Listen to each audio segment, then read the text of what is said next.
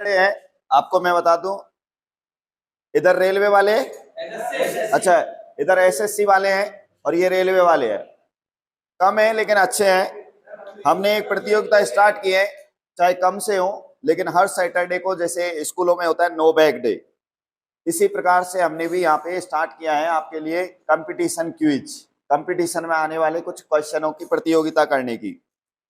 तो SSC versus railway की बात करेंगे, इधर रेलवे है इधर एसएससी है, राइट, ठीक है ना। अब स्टार्ट करते हैं। मैंने काफी टॉपिक आपको बता दिए हैं, उन्हीं से मैं आपसे सवाल करने वाला हूं। लेडीज फर्स्ट, इसलिए लेडीजों से मतलब लड़कियों सबसे पहले पूछेंगे, और इनको नहीं आता है तो आप बताने का प्रयास करना।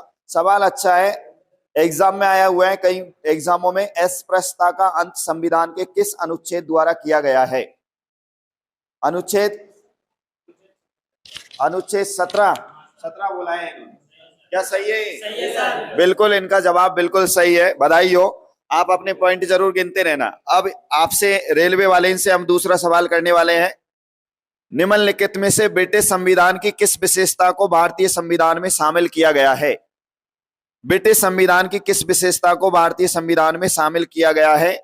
ऑप्शन ए संसदीय पद्धति की सरकार को, विधि का शासन, विधि निर्माण प्रक्रिया, उपरोक्त सभी। विधि का शासन। विधि का शासन। चलो बधाई हो, इन्होंने विधि का शासन बताया है, जबकि इसका सही उत्तर है, आप बताने का प्रयास करें। इसका सही उत्तर नहीं, संसद क्या है? ये उपयुक्त सभी बता रहे, बधाई हो, इनका उत्तर सही है, उपयुक्त सभी है। हमने बताया था चाहे संसदीय सरकार हो, संसदीय पद्धति हो, चाहे विधि का शासन हो, चाहे विधि निर्माण प्रक्रिया हो, ये सभी की सभी जो है हमने कहां से लिए? ब्रिटिश संविधान से ग्रहण की है। एक पॉइंट कम हो गया, एक पॉइंट प्लस हो गया है आपका। अगला सवाल आपसे हम पूछने वाले हैं। अगला सवाल, समान नागरिक संहिता जिसे कॉमन सिविल कोड कहा जाता है, समान नागरिक संहिता किस राज्य में लागू है? ठीक है, ऑप्शन गोवा में इन्होंने बताया है गोवा। क्या सही है? गोवा सही, गोवा सही है, चलो बधाई हो, इनका सही है गोवा, बिल्कुल, जिसमें समान नागरिक संहिता, ये पहला राज्य है जिसमें इसको लागू किया गया है, जिसे अपन सिविल कोड भी कह सकते हैं। अगला क्वेश्चन मैं आपसे पूछने वाला हूं, नागरिकों के लिए एक समान सिविल संहिता किस अनुच्छेद में है? नागरिकों के लिए एक सिविल संहिता किस अनुच्छेद में है? Article 44, article 46, article 45, article 48। बोलो, समान सिविल संहिता का उल्लेख संविधान के किस अनुच्छेद में मिलता है? बोलो, ये बता रहे 44, बधाई हो, बिल्कुल सही है, करेक्ट है। 44 में भारत के समस्त राज्य क्षेत्र के नागरिकों के लिए समान सिविल संहिता का जो है उपबंध किया गया है। ठीक है, इधर 2 हो चुके हैं, इधर 1 हो चुका है। इधर पूछने वाले हैं हम, 3 हो गए। ठीक है, आप अपने एक बार काउंट कर लेना, ध्यान रख लेना है ना। अगला सवाल हम आपसे करने वाले हैं, भारतीय संविधान में राज्य के नीति निर्देशक तत्वों को शामिल करने के पीछे मुख्य उद्देश्य क्या है? ठीक है, ऑप्शन सुन लीजिए, कल्याणकारी राज्य की स्थापना करना, धर्मनिरपेक्ष राज्य की स्थापना करना, राज्य के सरकार के निरंकुश कार्यों पर नियंत्रण रखना, और अगला है नागरिकों के विकास के लिए सर्वोत्तम अवसर प्रदान करना। सही क्या है? नागरिकों के विकास के लिए सर्वोत्तम अवसर प्रदान करना, यही है क्या? चलो बहुत बढ़िया, इसका आंसर तुम बताने का प्रयास करो। ये बोल, क्या बोल रहे? पहला ऑप्शन क्या बोला? कल्याणकारी कल्याण स्थापना करना। यही कल्याण। ये बता रहे कि भैया लोक कल्याणकारी राज्य की स्थापना करना, बधाई हो, इनका सही है, लोक कल्याणकारी राज्य की स्थापना करना मैंने लिखाया होगा, आर्टिकल 36 में भी मैंने लिखाया होगा। ठीक है, यही इसका मुख्य उद्देश्य है। ठीक है, तो हाँ, भारतीय संविधान के अगला आवाज नहीं, अगला सवाल आपके लिए है, और अगला सवाल यह है, भारतीय संविधान के किस भाग में संघीय न्यायपालिका का उल्लेख मिलता है? ठीक है, भारतीय संविधान के किस भाग में संघीय न्यायपालिका का उल्लेख मिलता है? क्या बता रही हो? ऑप्शन 2, भारतीय संविधान के किस भाग में संघीय न्यायपालिका का उल्लेख मिलता है? भाग 2, भाग 3, भाग 6, भाग 5। बोलो, 5 क्या बोल रहे हैं? भाग 5 इन्होंने बताया है, बधाई हो, बिल्कुल सही है। संघीय न्यायपालिका हो, चाहे राज्य का, चाहे केंद्रीय कार्यपालिका हो, चाहे केंद्रीय व्यवस्थापिका हो, चाहे केंद्र सरकार हो, इसका उल्लेख भाग 5 में मिलता है, जबकि राज्य सरकार का उल्लेख भाग 6 में मिलता है। ठीक है, बिल्कुल आपको मैंने बताया भी होगा। और संघीय न्यायपालिका का उल्लेख आर्टिकल 124 से लेकर 147 तक भी मिलता है। ठीक है, अगला सवाल आपसे पूछने वाले हैं, उच्चतम न्यायालय के न्यायाधीशों की सेवानिवृत्ति की उम्र क्या है? बोलो, बिना ऑप्शन के बताओ। उच्चतम न्यायालय, जिसे सुप्रीम कोर्ट भी कह सकते हैं, कि न्यायालय के न्यायाधीशों के सेवानिवृत्ति की उम्र क्या है? 65 वर्ष या उससे अधिक। 65 वर्ष। ऑप्शन ये है 65 वर्ष, 62 वर्ष, 60 वर्ष, 58 वर्ष। सही क्या है? बोलो जल्दी, फटाफट। 65 बताया, बधाई हो, इनका सही है। उसके बाद मैं आपको बताने वाला हूं, आप बताइए भारत के नियंत्रक व महालेखा परीक्षक का कार्यकाल कितना होता है? 6 वर्ष, 65 वर्ष की आयु, 6 वर्ष अथवा 65 वर्ष की आयु जो भी पहले हो, या 6 वर्ष अथवा 62 वर्ष की आयु जो भी पहले। 65 वर्ष की आयु जो भी पहले हो। 65 वर्ष की आयु जो भी पहले। बधाई हो, बिल्कुल इनका सही है। आज मुकाबला बहुत बढ़िया है। ठीक है, आज मुकाबला बढ़िया है, मतलब बता रहे हैं, पढ़ के आए हैं आज तो। ठीक है, अगला सवाल है, भारतीय संसद में लोकसभा अध्यक्ष की नियुक्ति किसके द्वारा की जाती है? दोबारा सुन लो, भारतीय संसद में लोकसभा अध्यक्ष की नियुक्ति किसके द्वारा की जाती है? ठीक है, ऑप्शन दे रहा हूं मैं, राष्ट्रपति द्वारा, ऑप्शन 2 है सर्वोच्च न्यायालय द्वारा, ऑप्शन 3 है राज्यसभा एवं लोकसभा के संयुक्त बहुमत से, ऑप्शन 4 है लोकसभा सदस्यों द्वारा। क्या है? लोकसभा सदस्यों द्वारा। लोकसभा सम्मान रहे क्या? ये नहीं है कि राज्यसभा एवं लोकसभा के संयुक्त बहुमत से, ये नहीं है, लोकसभा के सदस्यों द्वारा। बधाई हो, बिल्कुल इनका सही है, लोकसभा सदस्यों द्वारा ही क्या किया जाता है भैया, इनको नियुक्त किया जाता है, और वो भी आर्टिकल 93 के तहत, 93 के तहत। ठीक है, अगला सवाल आपके लिए है, अगला सवाल है, मंत्रिमंडल की बैठक की अध्यक्षता कौन करता है? मंत्रिमंडल की बैठक की अध्यक्षता कौन करता है? मंत्रिमंडल मैंने बताया होगा, कैबिनेट मंत्री और प्रधानमंत्री से मिलकर जो मंडल बनता है उसे मंत्रिमंडल बोलते हैं, और मंत्रिमंडल ही सबसे बड़े विभागों के अधिकारी होते हैं या मंत्री होते हैं। तुम कौन होता है बोलो? प्रधानमंत्री। बहुत बढ़िया, बिना ऑप्शन के बताया, बधाई हो। ठीक है, सही है, इसका सही उत्तर है प्रधानमंत्री। मैंने बताया होगा, अनुच्छेद 74 के अनुसार राष्ट्रपति को सहायता एवं सलाह के लिए एक मंत्रिपरिषद का भी गठन होता है। उस मंत्रिपरिषद का मेन जो अध्यक्ष होता है प्रधानमंत्री होता है, और मंत्रिपरिषद में 3 प्रकार के मंत्री होते हैं, कैबिनेट मंत्री, राज्य मंत्री और उप मंत्री। ठीक है, अगला सवाल आपके लिए है, लोकसभा व राज्यसभा की संयुक्त बैठकों की अध्यक्षता कौन करता है? लोकसभा का अध्यक्ष राष्ट्रपति, राज्यसभा का सभापति, या दोनों में से वरिष्ठ सदस्य? बोलो जल्दी बोलो, संयुक्त बैठक की अध्यक्षता फटाफट। राष्ट्रपति। लोकसभा राज्यसभा की संयुक्त बैठकों की अध्यक्षता कौन करता है? राष्ट्रपति। राष्ट्रपति बोल रहे, बधाई हो, बिल्कुल इनका गलत है, लोकसभा का अध्यक्ष करता है। संयुक्त अधिवेशन मैंने बताया होगा, आर्टिकल 108, आर्टिकल 108 बताया था। आर्टिकल 108 में लोकसभा और राज्यसभा की संयुक्त बैठकों की अधिवेशन तो कौन करता है? लोकसभा अध्यक्ष, लेकिन बुलाता कौन है? राष्ट्रपति। आहूत मैंने बताया होगा आर्टिकल 108 के अनुसार। अगला है लोकसभा के पहले अध्यक्ष कौन थे? जल्दी बताओ।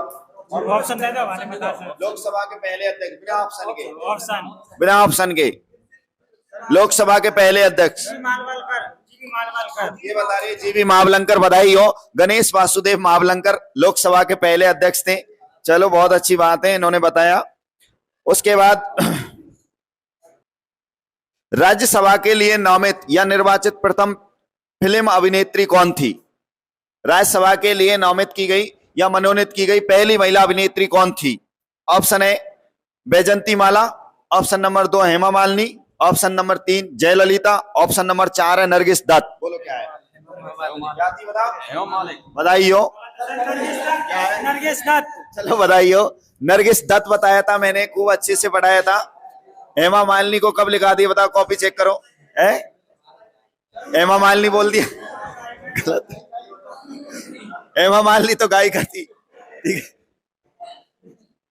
ठीक है, अच्छा 4 हो गए, बहुत बढ़िया। आज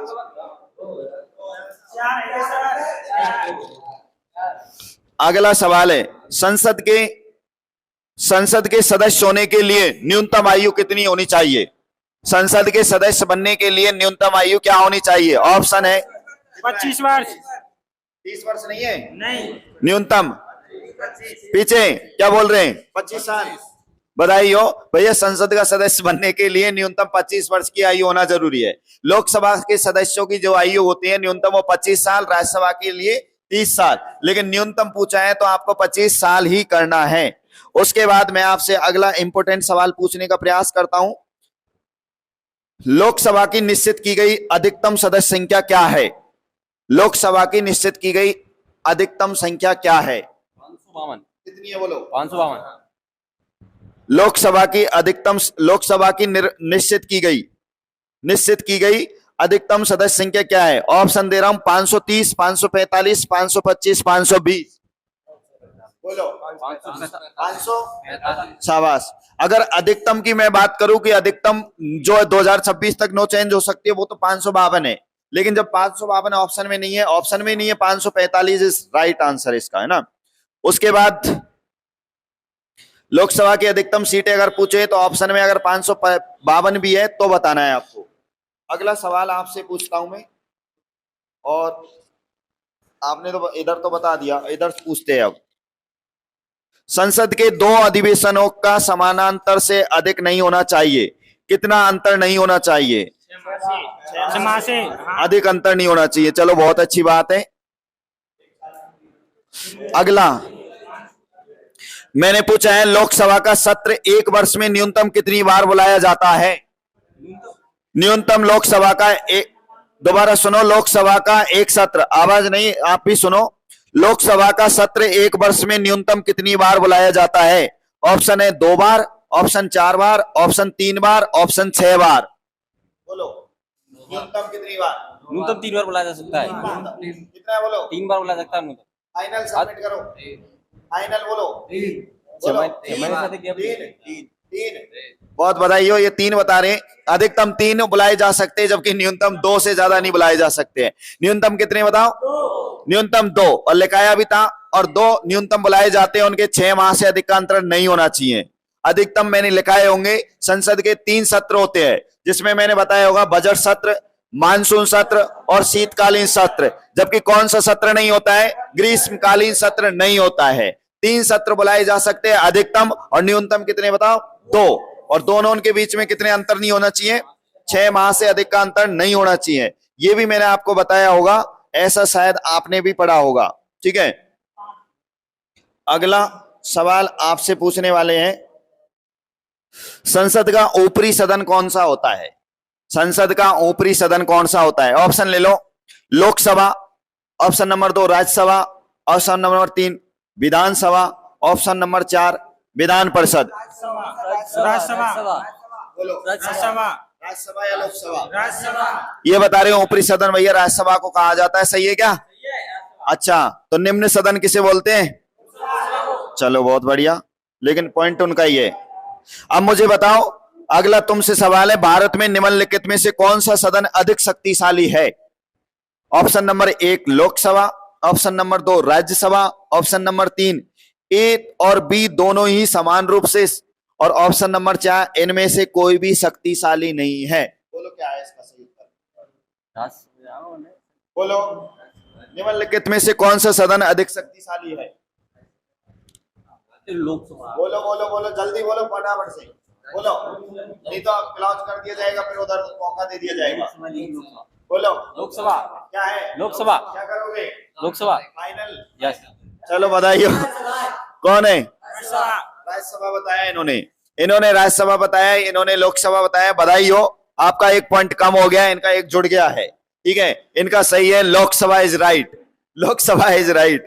ठीक है ना, क्योंकि गलत कर दिया, तुम्हें मौका दिया गया था, तो तुम्हारा 1 पॉइंट कम हो गया है, तुमने गलत बताया। अब इधर ही पूछूंगा, है ना तुमसे, शिक्षा के अधिकार का उल्लेख किस आर्टिकल में मिलता है? शिक्षा के अधिकार का उल्लेख किस आर्टिकल में मिलता है? ऑप्शन नंबर मैं दे रहा हूं, ऑप्शन नंबर मेरा है 51, ऑप्शन नंबर मेरा है 21 के, ऑप्शन नंबर है 23, ऑप्शन नंबर है 25। 21 का है। क्या है बोलो? चलो बधाई हो, 21 के सही है। अगला मैं पूछ रहा हूं वन एवं पर्यावरण संबंधी जो है उल्लेख किस आर्टिकल में मिलता है? ऑप्शन नंबर मेरा है 48, ऑप्शन नंबर मेरा है 48 के, ऑप्शन नंबर 45, ऑप्शन नंबर 49 अनुच्छेद है ये। बोलो क्या है इसका सही उत्तर? वन एवं पर्यावरण संबंधी प्रावधानों का उल्लेख किस अनुच्छेद में मिलता है? जल्दी बोलो। 48, 48 के, 44 या 49? 48 के। क्या है बोलो? 48 के। जल्दी बोलो। है क्या करता है? बोल सही। क्या है बोलो? 48 पीछे सही बात बोल रहे हैं। चलो बहुत बधाई हो। 48 के राइट आंसर है। 48 में तो मैंने आपको बताया होगा पशुपालन कुटीर उद्योगों का पशुपालन की जानकारी मिलती है, जिसमें गौ हत्या का निषेध किया गया है 48 में। वन एवं पर्यावरण संबंधी जो उल्लेख है वो 48 के में मिलता है। अगला है अब तुम्हारे लिए है 2012 में भारत के संविधान में होने वाले 97वें संशोधन का सरोकार किस विषय से है? 14 वर्ष तक के बच्चों को अनिवार्य व निःशुल्क शिक्षा से। ऑप्शन नंबर बी है सहकारी संस्थाओं का गठन व कार्यों से। ऑप्शन नंबर 3 है आतंकवाद से निपटने हेतु कठोर प्रयास से। ऑप्शन नंबर 4 है भ्रष्टाचार रोकने हेतु लोक व्यवस्था से। आरएएस 2022 में आया है, 2012 में आया है। क्या बोल रही है? बी ऑप्शन बता रहे हैं सहकारी समितियों से, सहकारी समितियों से बता रहे हैं। क्या बोल रहे हो तुम? हाँ वो सही बोल रही है। इसका सही उत्तर है सहकारी संस्थाओं के गठन और उनके कार्यों से संबंधित है। बिल्कुल बधाई हो, सही है इसका सही उत्तर। ऑप्शन मैं क्वेश्चन पूछ रहा हूं, झंडा समिति के अध्यक्ष कौन थे? कौन थे? डॉक्टर राजेंद्र प्रसाद। चलो बहुत बढ़िया, झंडा समिति के अध्यक्ष इन्होंने बताया डॉक्टर राजेंद्र प्रसाद। अगला मेरा सवाल अब तुमसे है और सवाल मेरा यह है संविधान संशोधन 91वें संविधान संशोधन के तहत राज्य मंत्रिपरिषद की अधिकतम संख्या क्या होनी चाहिए? राज्य मंत्रिपरिषद की अधिकतम संख्या क्या होनी चाहिए 91वें संविधान संशोधन के तहत? विधानसभा के कुल सदस्यों का 10%, विधानसभा के कुल सदस्यों का 12%, विधानसभा के कुल सदस्यों का 15%, ऑप्शन नंबर 4 है 20%। चलो बधाई हो, 15% सही बताया। आज ज्यादातर जो भी है ज्यादातर ने सही बताया है। आज के ये सवाल थे। चलो बहुत बढ़िया। अब विजेता कौन घोषित हुए? कितने से?